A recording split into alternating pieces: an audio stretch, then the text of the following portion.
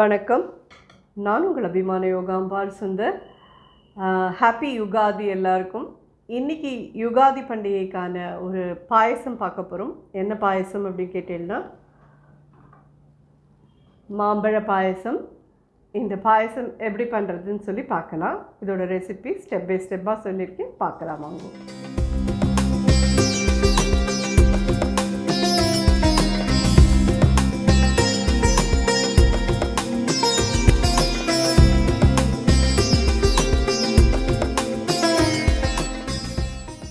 So மாம்பழ பாயசம் பண்ண ஆரம்பிக்கலாம். ஜஸ்ட்டு ஒரே ஒரு ஸ்பூன் நெய் விட்டுக்கிறேன். மாம்பழ பல்ப்பை நல்லா வதக்கிக்கலாம். இது என்னென்னு கேட்டீங்கன்னா, 2 மாம்பழம் 2 கலரில் வந்தது எனக்கு. அதனால் இந்த மாதிரி கலர் டிஃப்ரெண்ட்டாக இருக்குது. இதை பற்றி தப்பாக நினச்சிக்காதீங்க. இதில் நல்லா வதக்கிக்கலாம்.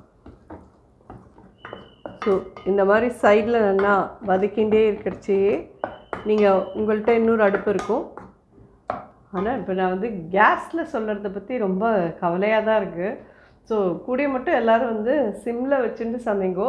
இண்டக்ஷன் ஸ்டவ்வில் எதெல்லாம் பண்ணிட்டு நீங்கள் இதுக்கு மாற்றிக்க முடியுமோ அதெல்லாம் நீங்கள் பண்ணிக்கலாம் கண்டிப்பாக.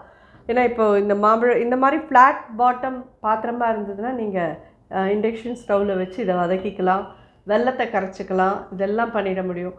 சிலதெல்லாம் மட்டும்தான் இண்டக்ஷன் ஸ்டவ்வில் பண்ண முடியாது. அதாவது எண்ணெய் வச்சு பொங்க பண்ணணுன்னா அது இண்டக்ஷன் ஸ்டவ்வில் வராது. இந்த மாதிரியான இதெல்லாம் நீங்கள் பண்ணலாம்.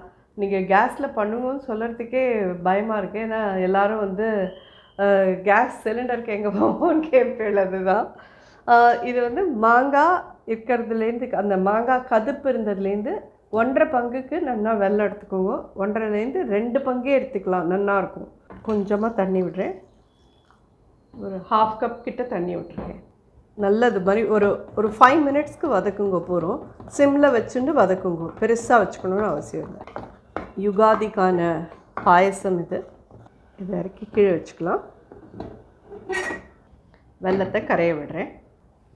ஸோ இந்த யுகாதி நமக்கு 19ஆம் தேதி அன்றைக்கி வருது. யுகாதி மட்டுமே இல்லை, யுகாதினா உங்களுக்கு தெலுங்கு வருஷப்பிறப்பு, கன்னட வருஷப்பிறப்பு அப்படின்னு நினச்சிட்டு இருப்போம். குடிபடுவா அப்படின்னு சொல்லிட்டு மராட்டி இஸ்லாமும் அன்றைக்கி தான் அவளுக்கு வருஷப்பிறப்பு.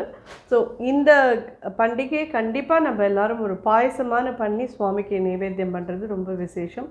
இதில் நான் 3 போர்ஷனாக நான் உங்களுக்கு கொடுக்குறேன். உங்களுக்கு எது தேவையோ எப்படி வேணுமோ நீங்கள் இது பண்ணிக்கோங்க. மாம்பழ பாயசம், அடுத்தாப்பில் இந்த பூர்ணாலு, அதுக்கப்புறமா மாங்காய் புளியோதரை, 3மே கொடுக்குறேன். இது 3மே அவளோட இதுலலாம் இருக்கும். நீங்கள் ட்ரை பண்ணுங்க. உங்களுக்கு எது மாதிரி வேணுமோ அதை நீங்கள் தாராளமாக பண்ணிக்கோங்க. இது கரையட்டும், பார்க்கலாம். நல்லா கரைஞ்சதுக்கப்புறமா நம்ம இதை வடிகட்டிட்டு மாம்பழத்தோடையே விட்டுடலாம்.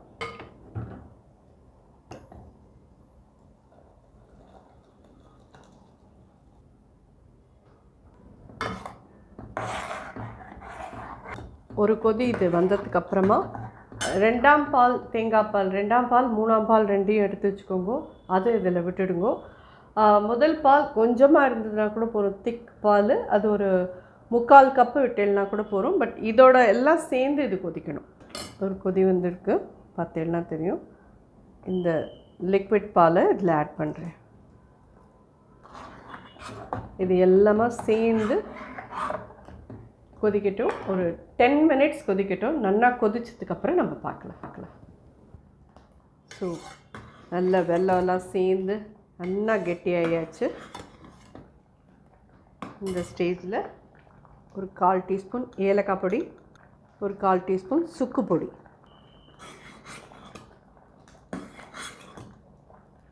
இந்த இதில் ஃபஸ்ட்டு பால் ஒரு கப் கிட்ட எடுத்து வச்சுருக்கேன்.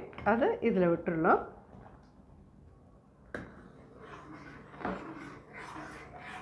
அடுப்பை சின்னதாக வச்சுட்டு தேங்காய் பாலை விடுங்க.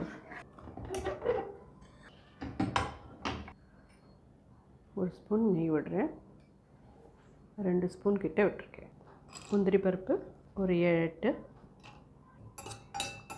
இந்த மாதிரி கொஞ்சம் சின்ன ஸ்லைஸ் மாம்பழத்தை எடுத்து வச்சுக்கோங்க. அதை குட்டி குட்டி பீஸாக கட் பண்ணிக்கோங்க.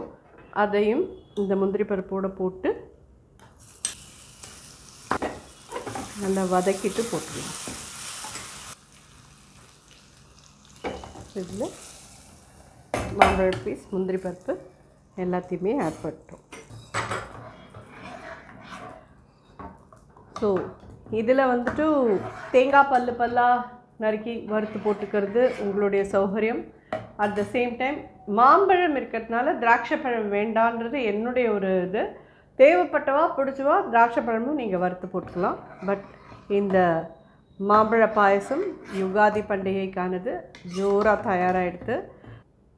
ஹோப் இந்த பாயசம் நீங்கள் எல்லோரும் இதோட வீடியோ பார்த்துருப்பேன். கண்டிப்பாக அவங்க எல்லாருக்கும் பிடிச்சிருக்குன்னு நினைக்கிறேன்.